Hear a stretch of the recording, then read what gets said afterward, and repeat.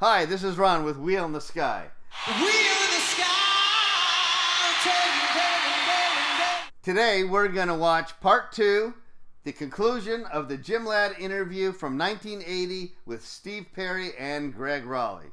And as an added bonus, he also interviews manager Herbie Herbert. So part 2 is a little raunchier than part 1, but sit back, hold your seats, and have a good time. And here we go.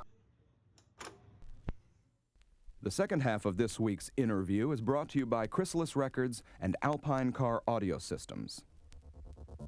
Each week on Interview, you get to hear the music and some of the innermost thoughts from today's top musicians. We think it's special, and we think Jim Ladd gets to the real essence of the best music in the world. Who are we? We're Alpine Car Audio Systems, and we're proud to tell you that Alpine will be co-sponsoring Interview throughout 1980. Each week, you'll be learning how Alpine technology is changing the science and the art of quality car sound. And you'll be hearing about your Alpine dealer, because he's special too. He really is handpicked by Alpine, because he understands quality sound. And he has professionals who know how to custom install highly technical car audio equipment like Alpine.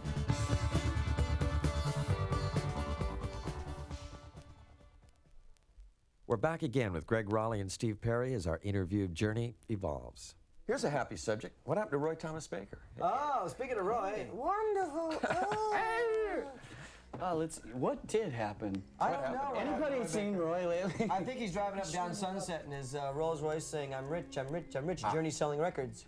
As long as they keep cranking the vinyl. Yeah, well, he's doing good. I guess we used him for the first 2 albums, or actually the first 2 with my involvement. Yeah, And then we decided to use the engineer that he worked with on those albums, Jeff Workman, and instead. And it worked out much better in our eyes because we captured a lot more of the actual involvement of the band, the actual fire, the actual live feel. The techniques that we used on Infinity and Evolution were just more contrived. Because it was approached in a basic concept of you start off with basics and you start adding things piece by piece. This began a concept, and as you start to accumulate things, they lend themselves to a general direction, which becomes the concept. I'm talking overdubs. And as you lay that in there now, you're sort of leaning yourself, you can see where it's going. You have no choice but to sing a certain way now, or to lay a piano part in there, or you won't lay a piano part in there because it doesn't fit. But this way, what we did, which was to all stand around one mic and sing it. We used a little bit older recording technique, really, by doing everything live. A lot of his vocals were not the canned thing. It's just, where you go in and do just basics, first, and then add the lead. A lot of things were done all at once. And we, therefore, did the album in record time, and it, to date, is my fave. Now, when you say you record this live, how much of the band all at once, really? Because you're obviously Everybody. this. I'm in a booth. I was singing. segregated in a booth for bleeding purposes, just in case I sang something atrocious. We couldn't. We'd have to scratch the basic tracks, so they isolated me. And they were in a room all together, and I could see them through the glass, and we all had phones, and we were going for it. Yeah, the whole thing is just much more alive, much more like we sound live.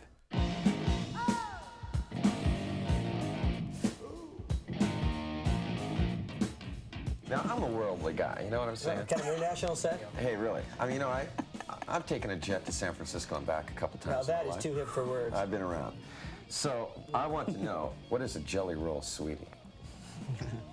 A Jelly Roll Sweetie? I mean, is this something I've missed in my life? Yeah, I think you have. A Jelly Roll Sweetie is a very young girl. Yeah? How young, Steve? 15? 16? Oh, no, He's panting. 12, 4 now, 11 over there. No, very young. Very young, a Jelly Roll Sweetie, yes. Where's the line of sickness? I just want to know what You the problem started this. This is your house, I'm quoting your lyrics. What the hell? And then, not only do I want to know what a Jelly Roll Sweetie is, but I also want to know what it feels like when you spread it on yourself. That's the next question. Feels so good on the top, spread it around until I drop. Something like that, yeah. That's some love goo there, baby. All right. Little homemade love goo. I like Yes. that. Catch my drip? I get the Okay. Tell you what, why don't you put your drip in the jar with the other things? I don't need that. Get this guy a towel and leave. Did you get that dictionary, though, huh? I got the dictionary. I figured out how to pronounce la di da. That's good.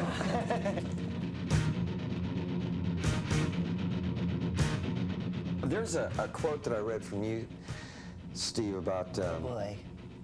Well, we're going to get into the part about how you single-handedly took Journey over the top. I don't know if I to bring that up in the interview. Oh, God. I mean, I kind of liked the music before it came along. I thought it was a good addition. So did I. I thought, you know, I dug the band better before I joined it. Is that what you want to hear? That's all right. Okay. It's called backwater. Backwash, yes. It's what you drink, you know, in orange juice out of the bottle after a while. This guy's hung up on things that drip from the body. You know, I don't understand what that fetish is. No, no, no. Do you save your towels after lovemaking or something? No? Well, Yes, they stand up in the corner wonderfully. This is from Judy, and this is from Sally. You're under arrest. Right. I promise that won't appear on the interview.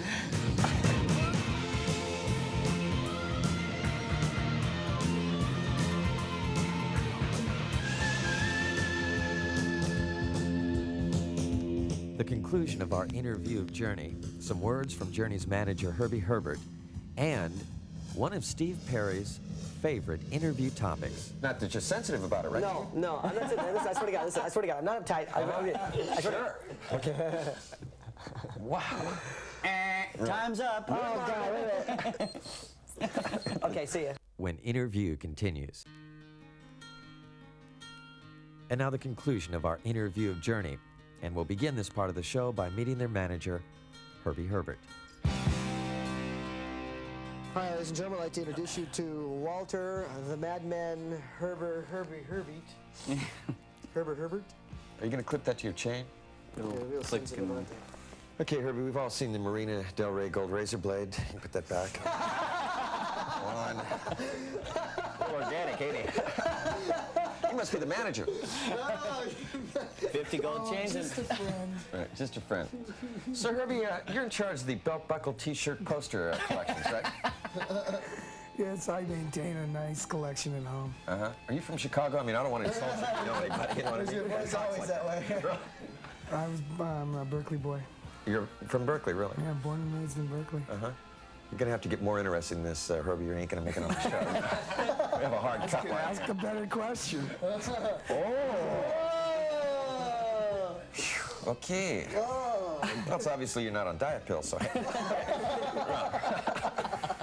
Just want to get your drugs down, Herbie. Okay, what are you into really? Okay. Now, you are credited, or I don't know if credit's the word, or have to take the responsibility for, or the blame for, actually forming Journey. Is that correct?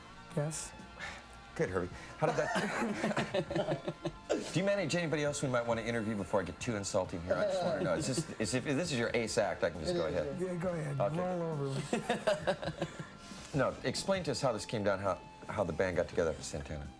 After Santana, well, first musician, I started with Neil first, and then I brought in Ross Valerie and on bass, and George Tickner at the time on rhythm guitar, Prairie Prince on drums, and just with the thought in mind, I thought these guys are great players and that they would be really compatible and they'd make great music, and it worked out just like that. But Prairie couldn't commit, and so that's why we moved on to the Ainsley Dunbar project to get him, and succeeded. And George Tickner didn't last until after the recording of the first record and didn't want to tour. So we've gone through some changes. We were a four-piece on the first 3 albums, and then we made the decision to head in that direction of getting a lead vocalist, and shortly thereafter got involved with Steve. Well, San Francisco's a cultural center of America, and it spawned all the greatest rock and roll. Come on, let's have like an Atlanta rhythm section or a Muscle Shoals rhythm section. Let's have a Golden Gate rhythm section, and that would preface the whole thing. Do you think San Francisco is a cultural center of America? Well, that was my rap at the time. Oh, I see. Since we're talking about lyrics earlier, there is a song on here that I have to ask you about, which is Walks Like a Lady. Mm-hmm. And I like the music in it a lot. The lyrics, however, seem like not even a combination, but a compilation of some other tunes. I mean, almost like a conscious effort. For example, here it comes. You big swine dog. I know, but What are you gonna do to me we now? got to admit here that Dylan's, well, when you say she walks like a lady and cries like a little girl, and also I told you once, I told you twice, which is from. Oh, those are. Well, I mean, how many what words? kind of phrases? How many words do you got in the dictionary anyway? I mean, how Look, many if I phrases? told you once, I told you twice. Did your mother ever tell you that? That's, Come on. I'll tell you what. Now, wait a minute. Okay, let me tell you what inspired the song. Let me tell you what inspired the song. Dylan and the Rolling Stones. Oh, absolutely. I listened to both those one day and said, I'm going to rip these men off. No, I walked into the studio, rehearsal studio at SIR, and nobody was there yet. I picked up the bass. And I had seen and had just met this girl who I still have been seeing, and she walks really nice. And she walks like a lady. You know, she doesn't walk like a swine dog. You know, she walks like a lady. Strut. She struts. That's it. She's really, you know, really nice. So that came into my mind, and I was playing the bass, and I was jamming on the do-dum, do-dum, do-dum, do-dum, do-dum, do-dum, do-dum, and I kept repeating that. And I was just going, walks like a lady, with a tender charm. She moves like a lady. Can you imagine what the world would be like if it wasn't for music? Music is like the most natural, sedative thing that can happen, or it can just, instead of sedate people, it can make them crazy. Sure. So, I mean, it's really, really tribal, you know? Yes. Very tribal music is. In all walks of life, boy, it has its places, and boy, if it wasn't for music, we'd be in some deep trouble. Because the songs were written for people, which is what he was saying in the first place.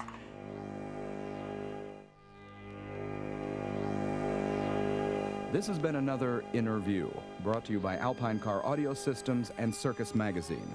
Where do Led Zeppelin, Pink Floyd, Journey, Rush, Blondie, and many more rock giants come together? Every 2 weeks, you'll find them in Circus Magazine, plus the most fantastic and comprehensive concert guide and list of tours, record reviews, rock and roll interviews, movie picks, and zany comics. Circus Magazine, your rock and roll magazine, is at your newsstand now. Interview is also brought to you by Clarion Car Stereos. Interview is written by Jim Ladd, produced and engineered by Bill Levy at Interview Recording Studios in Los Angeles. Special thanks for tonight's show are due to Michael Jensen of Columbia Records for arranging this conversation. Interview, a new concept in radio.